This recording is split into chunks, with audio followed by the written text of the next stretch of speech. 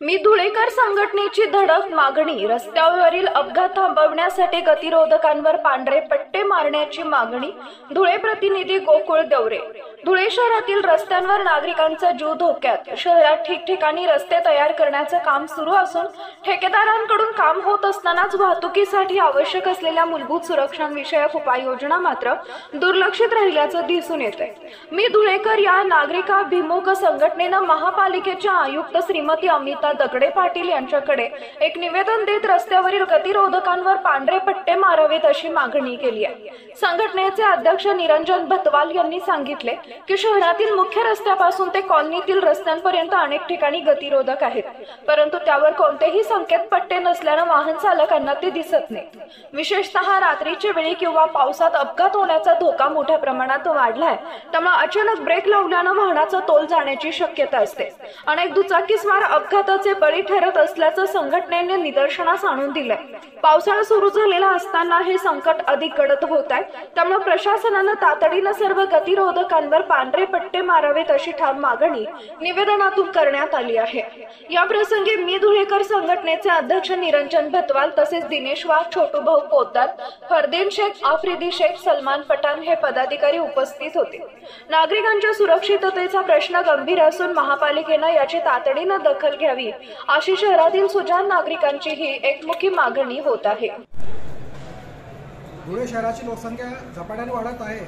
त्याचबरोबर धुळ्यात कॉलनी हा परिसर आणि पुणे धुळे शहराचा व्यापही वाढला आहे आणि धुळे शहरात ठिकठिकाणी मुख्य रस्त्यांवर तसेच कॉलन्यांच्या रस्त्यांवर पण छोटे मोठे गतिरोधक बनवण्यात आले आहेत. या सर्व गतिरोधकांवर कुठेही पांढरे पट्टे मारण्यात आलेले नाही आहे. आता पावसाळ्याचा सीझन सुरू आहे व पावसाळ्यात हे जे गतिरोधक असतात स्पीड ब्रेकर हे कुठेही दिसत नाही. मुख्यतः संध्याकाळी व रात्रीच्या वेळी वाहन चालकांना खूप त्रास होतो. यासाठी आम्ही आयुक्त मॅडम यांना मी धुळेकर संघटनेतर्फे निवेदन देऊन ही मागणी केली आहे की जितकेही गतिरोधक धुळे शहरामध्ये आहेत त्यांच्यावर पांढरे पट्टे मारावे किंवा त्यांच्यावर काही ज्या लॅमिनेट होतील अशा स्टिकर चिपकावे. त्यामुळे वाहन चालकांना जिथेही गतिरोधक आहे ते लक्षात येतील आणि होणारे अपघात हे टाळता येतील. आणि आम्हाला मॅडमांनी आश्वस्त केले आहे की लवकरात लवकर याबद्दल आम्ही कारवाई करू.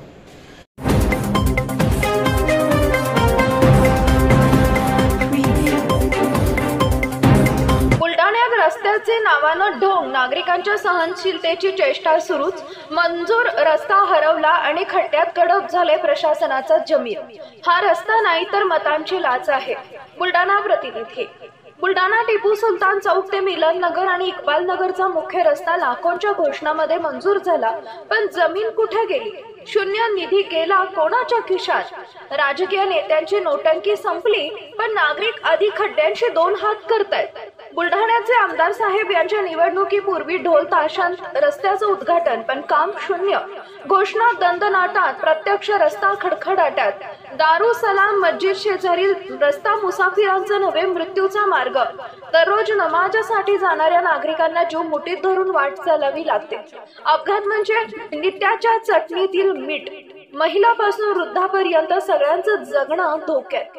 हा रस्ता नाही तर नागरिक अपमानाचा प्रकट नमुना आहे. शेख रफीक शेख करीम यांचा थेट इशारा. 15 दिवसात रस्त्याचं काम सुरू नाही झालं तर मी स्वतःला मस्जिद समोर जमिनीत काढून उपोषण करणार आणि माझ्या जीवाला काही झालं तर नगर परिषद जबाबदार. हा इशारा नाही, हे प्रशासनाच्या झोपलेपणावरचा धक्कादायक तमाशा आहे. निधी मंजूर झाला मग रस्ता का नाही? भ्रष्टाचारांनी खाल्ला का विकासाचा तुकडा? नागरिक रस्त्यावर मेल्यानंतरच प्रशासन जागा होणार का? हे शासन आहे की प्रेत शासन? शिवसेना उद्धव बाळासाहेब ठाकरे पक्षाच्या कार्यकर्त्यांनी पुकारलेले हे आंदोलन म्हणजे खड्ड्यात पुरलेल्या लोकशाहीला खणून बाहेर काढण्याची सुरुवात आहे. या रस्त्यावर पाय ठेवला तर शासकीय खोटी आश्वासनं चिखलासारखी अंगाला चिकटतात. शून्य रस्त्याच्या नावावर हिशोब मांडणारी सत्ताधारी आता जनतेच्या हिशोबात याल तर फक्त खड्डे भरायचं काम नाही, ही जनतेच्या जखमेवर मलम लावायची वेळ आहे. पण सत्ताधारी मलम लावायचं सोडून गप्प बसले. हे कुठलं प्रशासन जिथं रस्ते खड्ड्यात आणि नागरिक उपोषणात?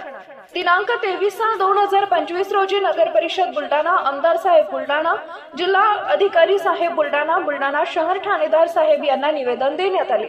निवेदन देताना उपस्थित मोहम्मद सोफियान, अब्दुल रब्बानी, सय्यद अफसर, आतिक चौधरी, रशीद खान, सय्यद जाकिर व इतर लोग उपस्थित से होते। ये सब नौजवान, सब वहाँ की जनता आई। क्या हुआ है, वो इकबाल नगर को जो जाने वाला मेन रास्ता जो है, वो इतने रास्ते की इतनी हालत खराब होगी कि आज के टाइम में तुम देखेंगे तो ये बोलेंगे कि कोई नया लेआउट है करके। और दूसरा, टीपू सुल्तान चौक से मिर्जा नगर को जाने वाला था, उसके भी वैसे हालात हो गए। विधानसभा के इलेक्शन के टाइम में 1 महीना पहले हमारे बुल्ढाना के आमदार साहब संजू गायकवाड़, उन्होंने उद्घाटन किए थे उस रास्ते का, और ये बताए थे कि इलेक्शन के पहले इसके रास्ते के काम शुरू हो जाएंगे। और उन्होंने रास्ते को बोले पास होगी, मंजूरात होगी, पर नगर पालिका की तरफ से कहीं तो भी कमतरता होगी और वो रास्ते का काम आज तक भी शुरू नहीं हुए। तो वो रास्ते के काम 15 दिन के अंदर शुरू हुए तो ठीक है, काम रास्तों का काम, नहीं तो फिर मैं शेख रफीक शेख करीम खुद मिर्जा नगर में दारुसलाम मस्जिद के सामने खुद गड़ने वाला हूँ।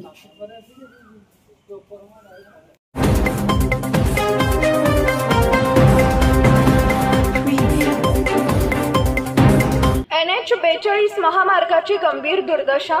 ठाणे ते गुजरात दरम्यान प्रवास म्हणजे मृत्यूचा खेळ। महामार्गावरील खड्ड्यांचे दृश्य। हा आहे राष्ट्रीय महामार्ग NH 42, पण याची अवस्था पाहून कोणत्याही वाहन चालकाला अंगावर शहारे येतील। ठाणे पश्चिमेकडून सुरुवात होणारा हा महामार्ग गुजरात पर्यंत जातो, मात्र खड्डे उखडलेला डांबर आणि वाहतूक कोंडी यामुळे प्रवास जीवघेणा ठरत आहे। रोज अपघात, वाहनांची हानी, वेळेचा अपव्यय, पण तरीही प्रशासन झोपेत। GS9 मराठीवरून आम्ही विचारतो, रस्त्यांचे फोटो पुरेसे आहेत का की एखाद्या मोठ्या अपघाताची वाट बघताय? NH 42 तातडीनं दुरुस्ती करा। हे केवळ रस्ता नाही तर हजारो जणांचे जीवन मार्ग आहे। मी जयराम रावसाहेब, ठाणे वेस्ट, GS9 मराठीसाठी।